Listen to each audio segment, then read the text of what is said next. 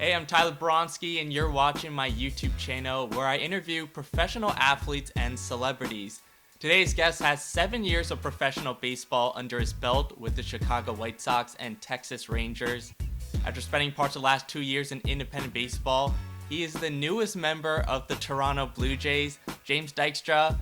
James, first of all, how does it sound to be a Blue Jay? Sounds great. I mean, 2 years I've been out of professional baseball. I've been in independent ball, and just to get an opportunity to get back is awesome. Now, you announced that you signed with Toronto about 2 to 3 days ago on Twitter.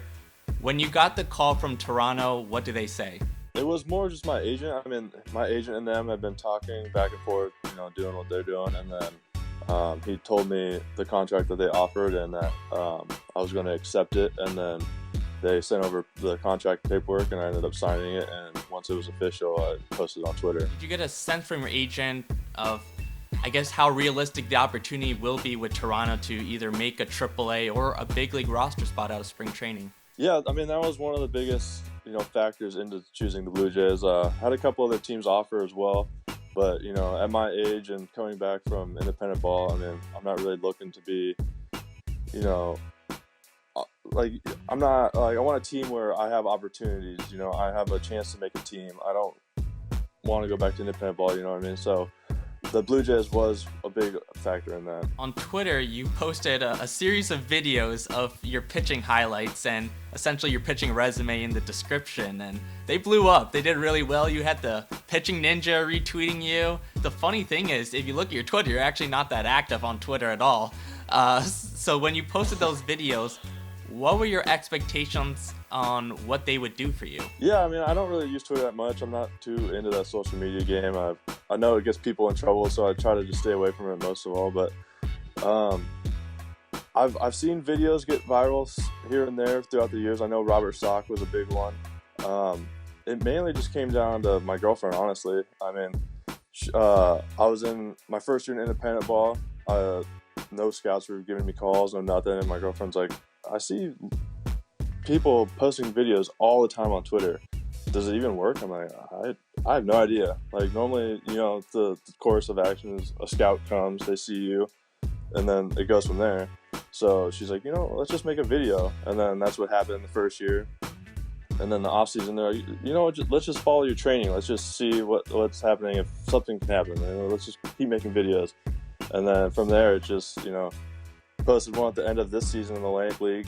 Didn't get too much buzz, and then went down to Mexico and posted a video thinking like nothing would happen. Like, it'd just be another video just for me to, have on my Twitter just in case something happens. And for out of nowhere, it blew up. Yes, it did. Overnight. I mean, that's how I found your Twitter career. I've known about your career, but just seeing your different pitching highlights, I was like, I didn't realize how nasty you were, honestly. And yeah, I mean, I wasn't trying to do anything special. I was just trying to basically just create content on my page because, I mean, nowadays you never know who's looking. You definitely don't. You gave a great example, Robert Stock, another fellow indie ball guy, and in the big leagues the last couple years with the Padres, I believe. But yeah, hopefully you're the next success story there. Did the Blue Jays or your agent give you any sense of how much of an effect those Twitter videos had on you getting signed?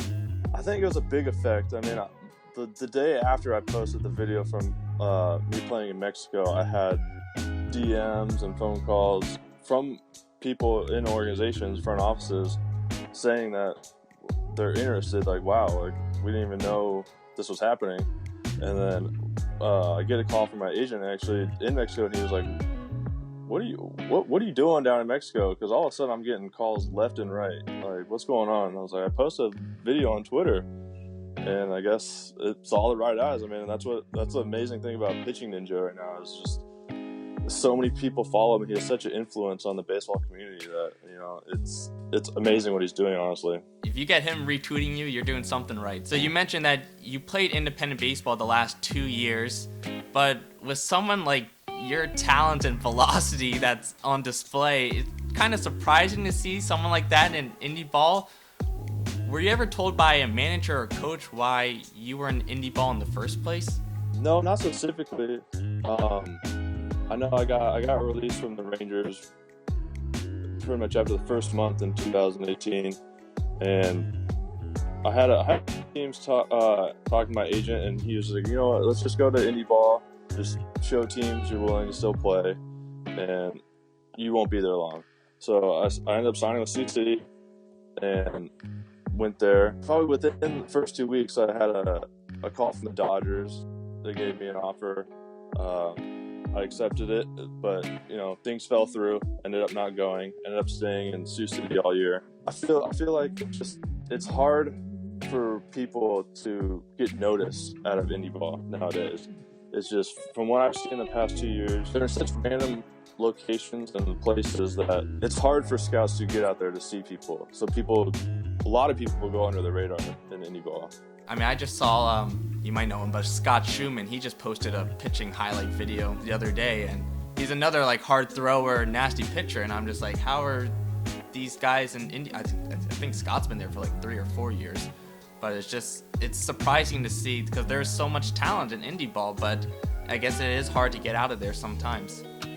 Yeah, I mean, the Atlantic League, which I moved to this year, is one of the best leagues I've ever been in, honestly. I mean, I've been in AAA, and it's very comparable. I mean, we had countless people with big league experience in that league, and it was pretty surprising to see. Now, speaking of the Atlantic League, you actually registered for the highest velocity in the league at 100 miles per hour.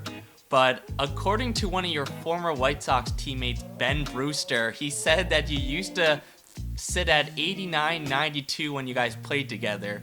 So when did you make the decision in your career that you kind of need to reinvent yourself as a pitcher? Yeah, I mean, like he said, I was high 80s, low 90s guy. I was more just a sinker baller, get ground balls, starting pitcher, just trying to eat through innings. And I think it was more with the Rangers. I mean, I had my first year with them, I had a great time in AA. Was on the verge of getting called up. Fortunately, it didn't happen. I ended up going to AAA. Kind of got hit around a little bit, and just realized that, hey, 88, 89 doesn't really work unless you know exactly where it's going.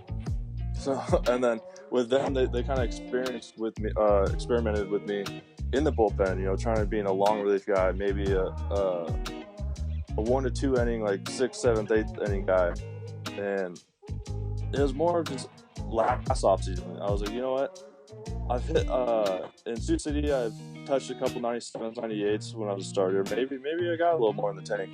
So I took it more seriously. I changed my offseason workouts to be more of a 1 inning, 2 inning guy, where I'm just more explosive. I don't have to have the longevity. I don't have to save all my energy for 6, 7, 8 innings. So I changed that a little bit, got a new throwing program, and literally out of nowhere, I just started throwing harder.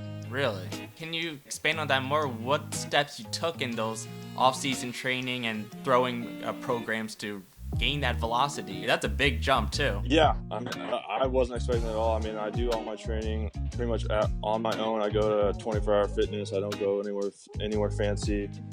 I mean, majority of the time, I don't even have a throwing partner. I throw into a net. Yeah, I mean, I went away from more of the conventional baseball workouts that, the teams give you in the off season. Here, follow this. This is our training program.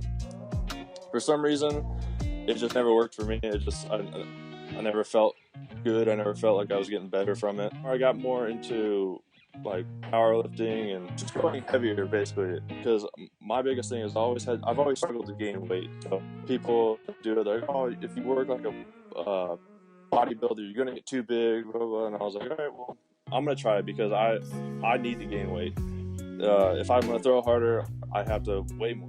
That mainly helped me get the velo because I grew into my body.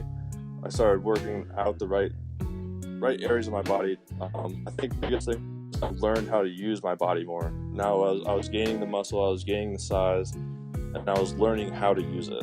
It worked out last year. We saw it on full display in the Atlantic League. To go back to the Atlantic League for a second, because you actually split time between 2 different teams last year. You were with the Sugar Land Skeeters to begin the year, but they actually released you partway through.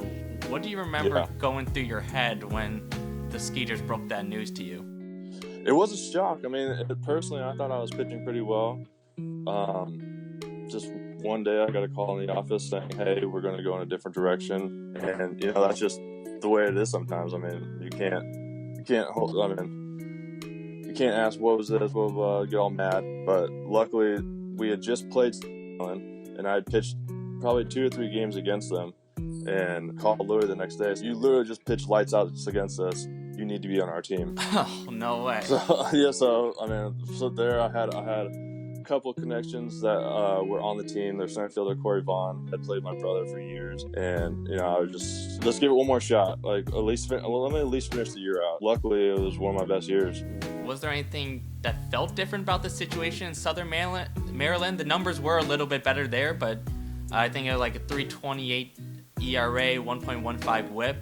Anything that felt different about Southern Maryland? I don't know if anything felt different.